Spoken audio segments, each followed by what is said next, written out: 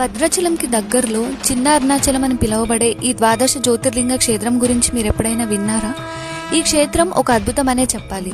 ఎందుకంటే ఇక్కడ ఒకే చోట దేశంలో ఉన్న 12 జ్యోతిర్లింగాలు దర్శనమిస్తాయి. వీటితో పాటు ఇక్కడ మొత్తం 1008 సహస్రలింగాలను కూడా మనం చూడొచ్చు.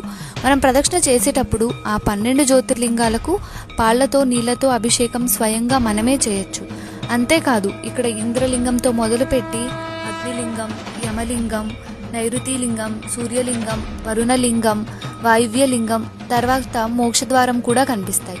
కొంచెం ముందుకు వెళితే పద్మాసనం వేసుకున్న శ్రీపాదలింగాన్ని కూడా చూడొచ్చు. తర్వాత పక్కనే చతుర్ముఖ లింగం కూడా చూడొచ్చు. ఈ లింగానికి ఒక్కో వైపు ఒక్కో పేరు ఉంటుంది.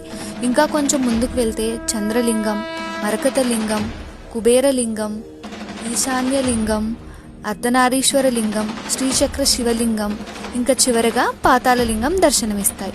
ఇక్కడ గోశాలతో పాటు భక్తులకు అన్నదాన సౌకర్యం కూడా ఉంది. ఎంతో విశిష్టత ఉన్న ఈ క్షేత్రాన్ని మీరు వీలున్నప్పుడు తప్పకుండా దర్శించుకోండి.